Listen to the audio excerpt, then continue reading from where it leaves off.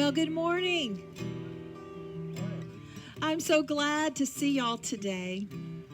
What a beautiful day the Lord has made. Let's sing How Great is Our God. The splendor of the King, clothed in majesty. Let all the earth rejoice, all the earth rejoice. He wrapped himself in light, and darkness tries to hide, and trembles at his voice, trembles at his voice. How great is our God. Sing with me, how great is our God. Oh, we'll see how great is our God. Age to age, and age to age he stands, and time is in his hands, beginning and the end, beginning and the end. The Godhead three in one, Father, Spirit, Son, the Lion and the Lamb, the Lion and the Lamb. How great is our God. Sing with me, how great is our God. And oh, we'll see how great is our God. Then sings my soul, my Savior God, to thee. How great thou art, how great thou art. Then sings my soul, my Savior God, to thee.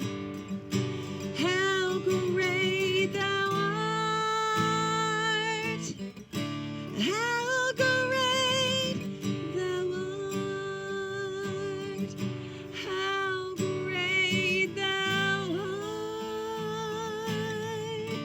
how great thou art.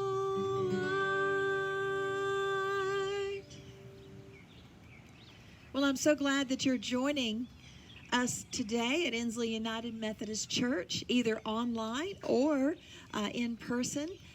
We also have a 10 o'clock service inside our sanctuary after our 9 o'clock outside service. So join us if you can. You're always welcome here. Wanted to share with you some things that we have prepared for you. Some people aren't quite ready for hugs yet, and that's understandable. We're all being cautious on different levels.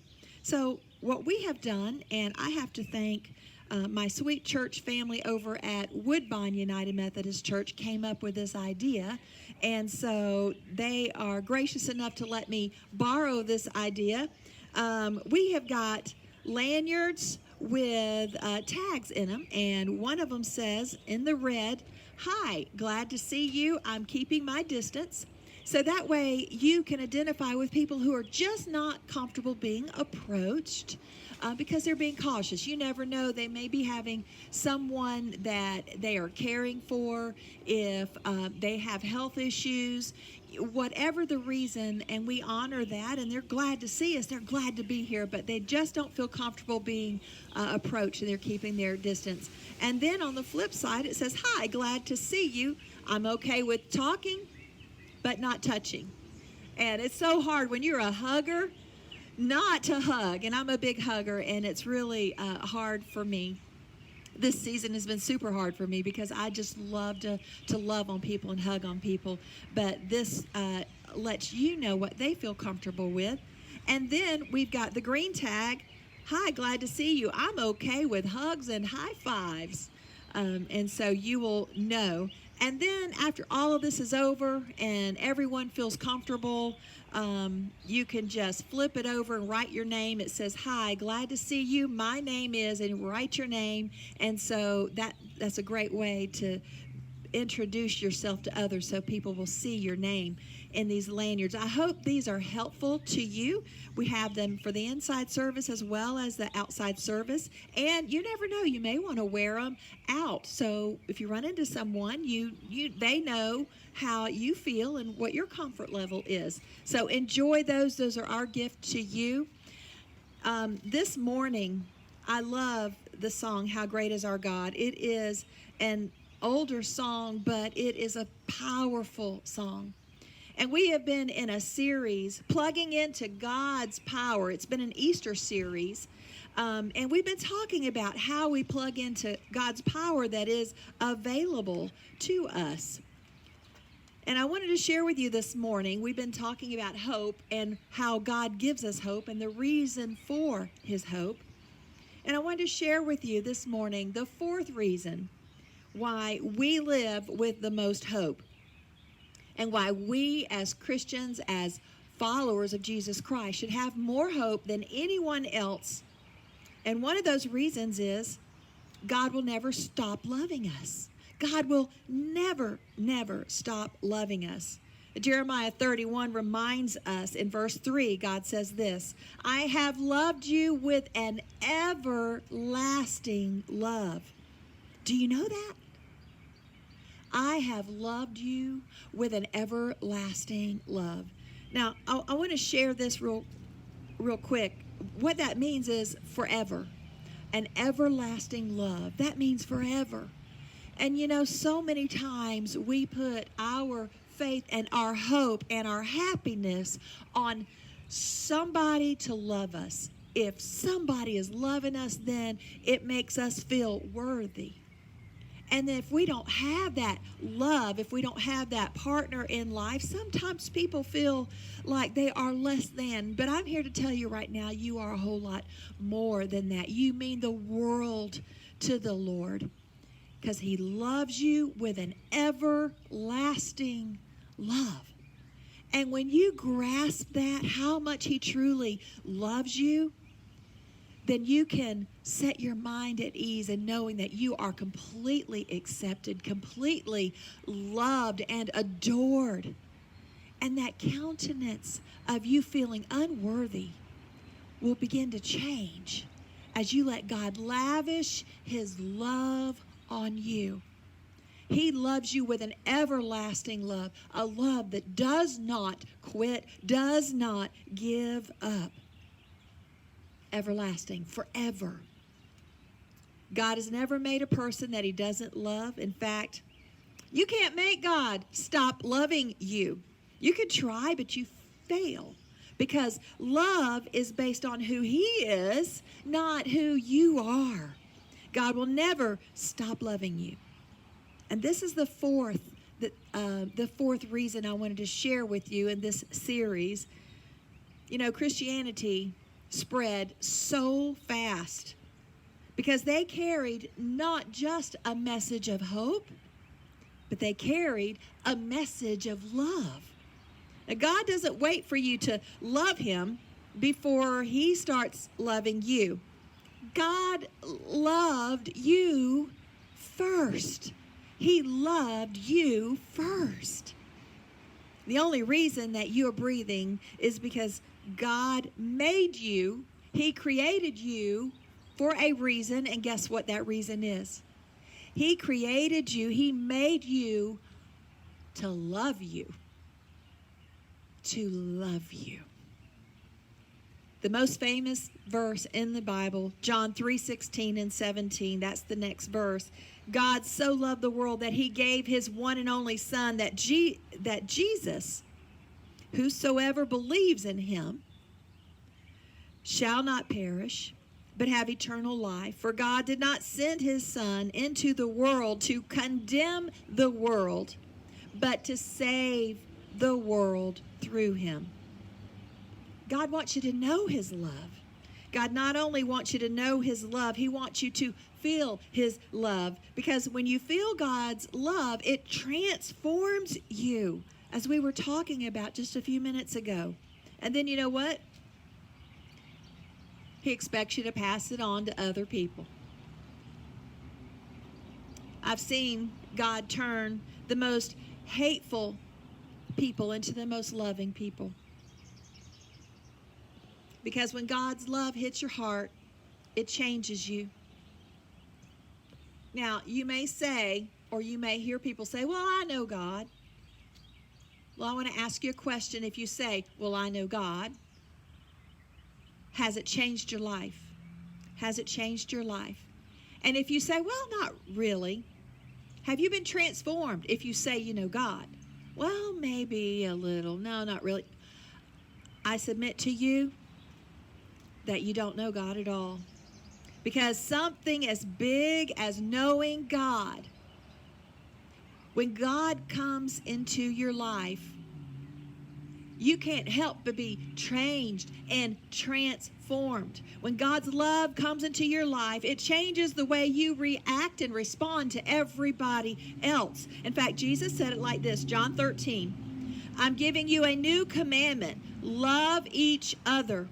Just as I've loved you, you should love each other. And your love for one another will prove to the world that you are my disciples.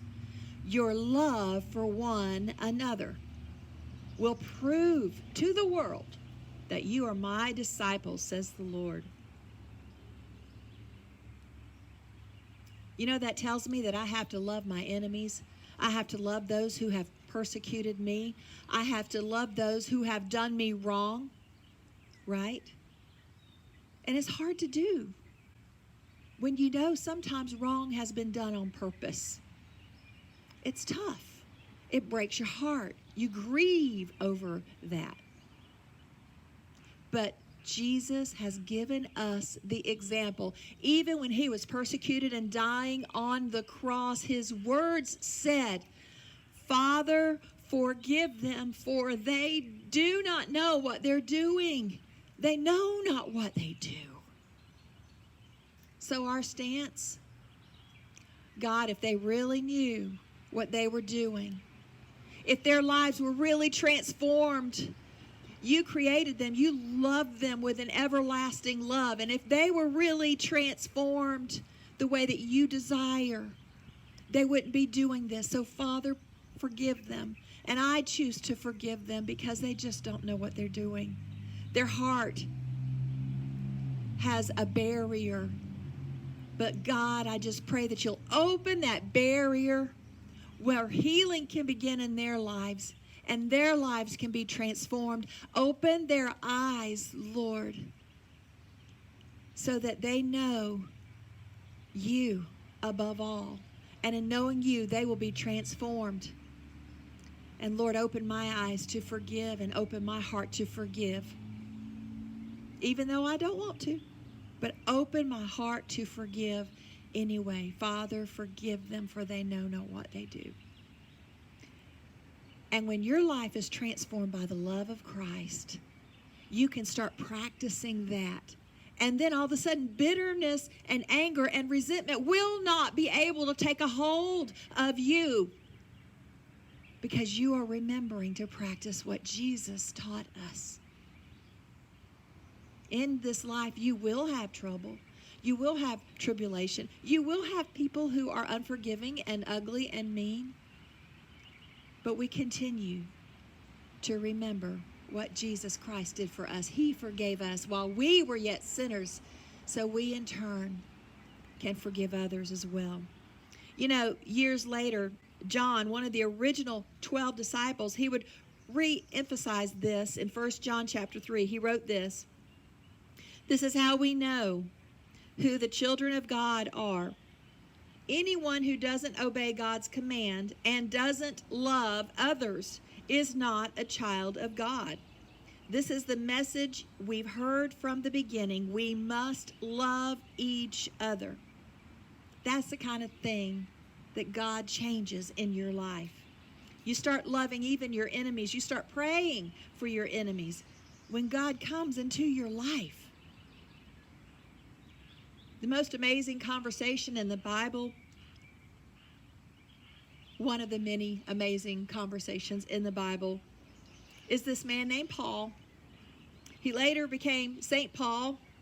He was a religious terrorist. His job was to kill and persecute Christians. He traveled all around Palestine area killing Christians. That was his job, a religious terrorist. One day he's going to Syria, to Damascus, to kill a bunch of Christians over there. And on the road to Damascus, he encounters the resurrected Jesus Christ. And Jesus says to Paul, "Why are you persecuting me?"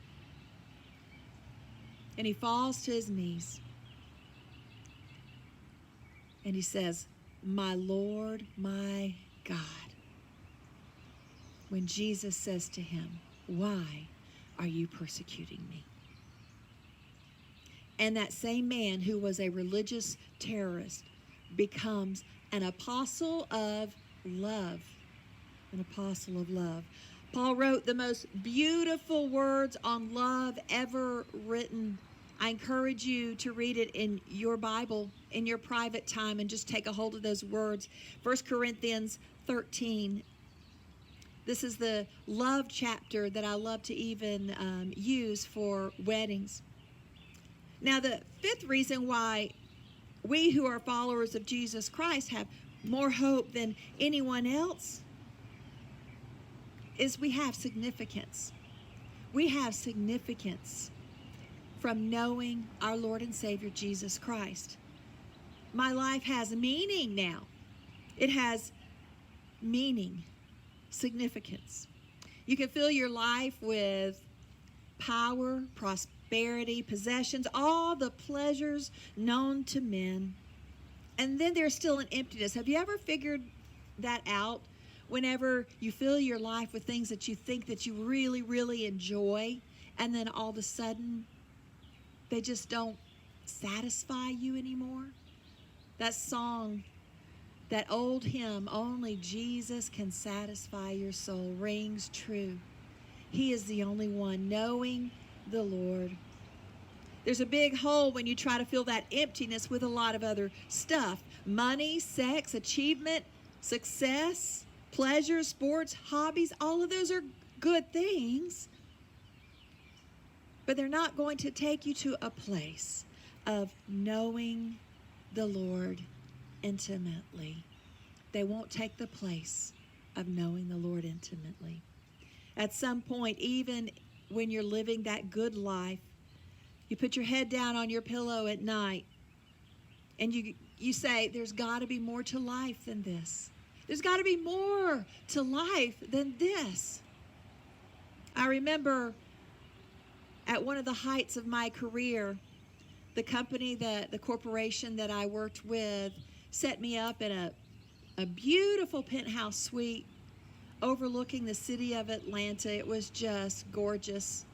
Not too long before that, they had sent my husband and I on a vacation to Cancun, and every night there was a present on the bed for us, spending money, and just lavished their praise on me for the work that I did for them. And I remember opening up the curtains of that penthouse suite, opening them up, getting ready to leave the next morning and come back home, and seeing all the city lights, and it was just beautiful. And I remember saying that very thing, there's got to be something more. And I prayed, "Lord, I know that you've created me for an amazing purpose. There's got to be more that you have for me than this. Yes, I have everything I want. Yes, I've got a beautiful, wonderful, successful career, a loving family. Everything is going so well. But there's something more that I want to tap into. I want to work for you, God. There is something more that I know that only you can fill." I even wrote a prayer down that night before I left the next morning. I still have it in one of my Bibles. I will never forget that beautiful evening, because that evening I still reminded the Lord, Lord, regardless of all that you have blessed me with, and I'm so thankful, I still choose you. I still choose you above all of this. Psalms 138, verse 8, the Lord will fulfill this purpose for me because his love endures forever. He made you and I for a better life to tap into, not just monetary possessions or worldly success. Creator who loves us always acts in love toward us because he loves you. He created you for a reason, and you were made by God, and you were made for God. And until you and I figure that out and tap into that, life is just not going to make as much sense. It's just not going to make as much sense until we go, aha, you were made by God, and you were made for God. This next verse, Jeremiah 29, says this, and it's a very, very popular scripture. I know the plans I have for you, says the Lord, plans to prosper you, not to harm you, plans to give you hope and a future. He said that God's got a good plan for your life. Are you going to run from it? To know God and to be known by God. He already knows you. In this next verse, John chapter 10, Jesus says, my purpose is to give life in all its fullness. He wants you to have a full and glorious life. My purpose is to give life in all its fullness. You're not really living until you're connected to God. You're just existing. You were made for so much more. And to be made to be connected with your Lord and Savior, your Creator. This next verse, Romans 8:28, the Bible says, we know that in all things God works for the good of those who love him, who have been called according to his purpose. He's going to bring the good out of the bad stuff even in your life. Even the dumb stuff that you may have done in the past, the bad decisions, the mistakes. He'll work it all out for your good. That's great news. That's great news. He can use those mistakes. He can use those bad things to help transform your life for good, to help transform other people's life for good.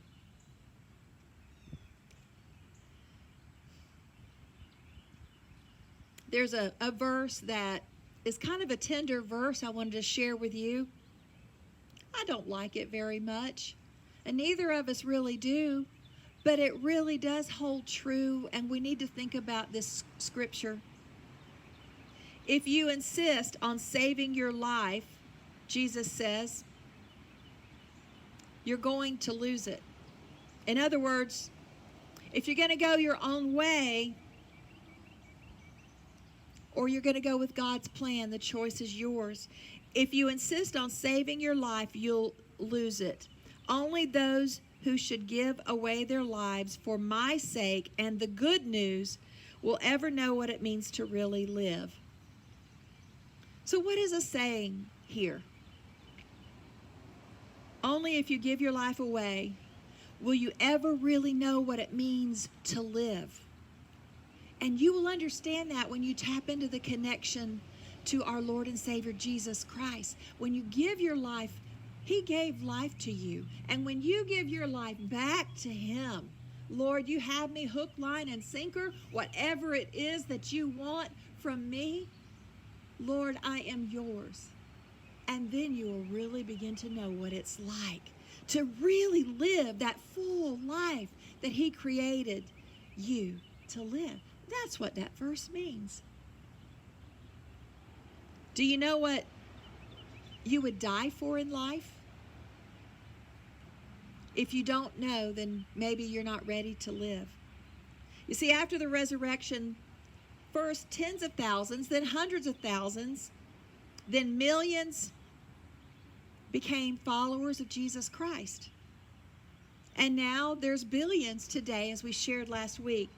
This scared the Roman Empire because millions of people were becoming followers of this resurrected Jesus Christ. And there were way too many eyewitnesses to cancel that out. People knew the truth, and it scared the Roman Empire to death. So the Roman Empire started what they called the Great Persecution. And so the first 300 years of Christianity, it was illegal to become a Christian. And if you made the decision to say, I'm going to be a follower of Christ, you were more likely to be fed to the lions or crucified or your head chopped off. Ultimately, it meant certain death. People were signing their own death warrants saying, I am going to become a follower of Christ regardless of what I may face. And why did they do that? Because of the hope of Jesus Christ. They knew the truth. All the things that we've covered the past several weeks. You know, all but one of the original 12 disciples were murdered. Every one of them except for one. Stephen was stoned to death. James was beheaded. Peter was crucified upside down. Paul was imprisoned in Rome, and then he was executed. Now, I want you to listen to the last words of Paul right before he goes to his execution. He says, I fought the good fight. I finished the race. I kept the faith. Oh, if we could have that kind of attitude in the face of persecution. Christians were fearless back then in the face of death because they knew that there were more to life. They knew that there was more to life than just this here and now. You know what baffled the Roman Empire? How unafraid those Christians were of death. Paul says it like this, for me to live is Christ and dying is even better. He says, either way I win, if I'm alive or if I die. My parents have a singing group. My mom sang this song for years. I'm a winner either way, if I go or if I stay.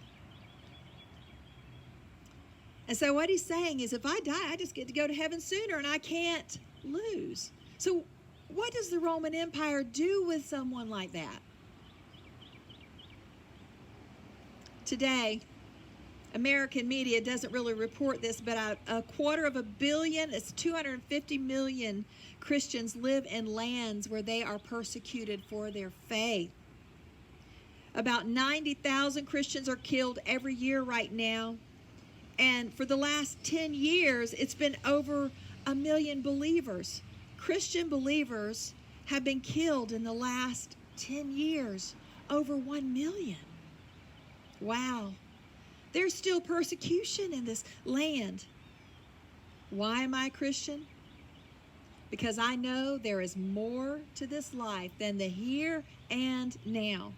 So this leads me to the sixth hope that we have in Christ. The sixth reason is that we have an eternal home waiting for us. We have an eternal home. We know as followers of Jesus that death is not the end. It's just a transition to better things. Y'all have heard me say this many times from a song from Big Daddy Weave. I'm not really dead. I'm just changing neighborhoods. I'm just changing neighborhoods. The fact you're going to spend more time in heaven in eternity than you are on this earth. Here on this planet, you get 60, 70, 80 years sometimes, maybe 100. But on the other side, those who know the Lord, who have accepted salvation, trillions and trillions and trillions of years of freedom and fullness. Now the last of the 12 disciples to die, who was not murdered, was John.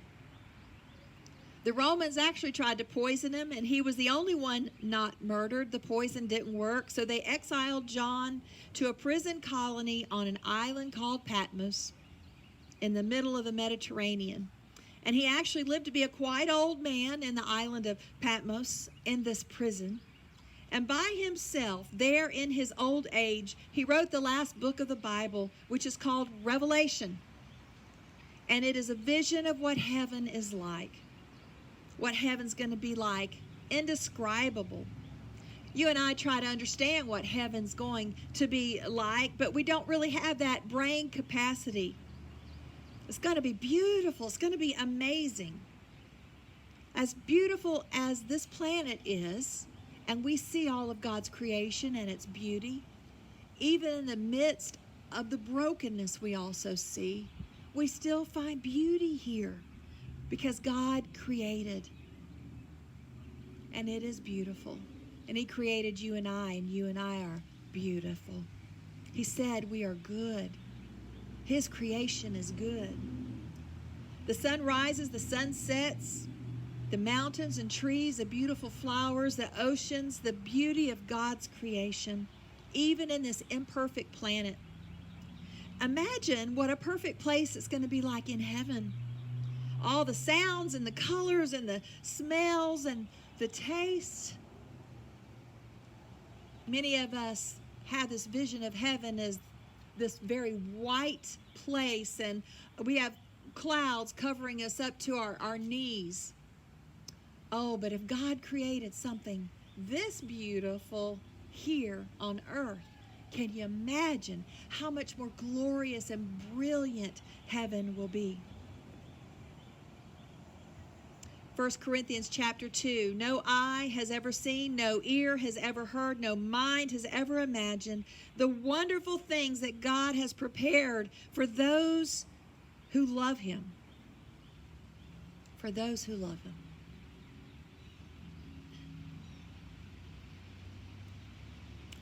And the more I get closer to God and the older I get, and loved ones that are gone on before me, the more I look forward to heaven and the beautiful peace that passes understanding that it offers, and to see my Lord and Savior, Jesus Christ, to hear him say, well done, my good and faithful servant. See, this is all why the resurrection gives us hope. These things that we've shared the past several weeks, why we have more hope than anybody else on this planet. First, I'm going to be completely forgiven of everything I've done wrong. I can go to bed with a clear conscience tonight, knowing that the sins that I commit tomorrow and even the next 10 years, if I'm still here, are already forgiven. Because Jesus Christ already paid the price of my sins, past, present, and future. And then to know that I'm not afraid to die, because I have God's Spirit inside me who gives me the power to change in my life the things that I could never do on my own. My hurts, my habits, my hang-ups, the stuff that I don't like about myself that I could never change before. He gives me the power, his power at work in me.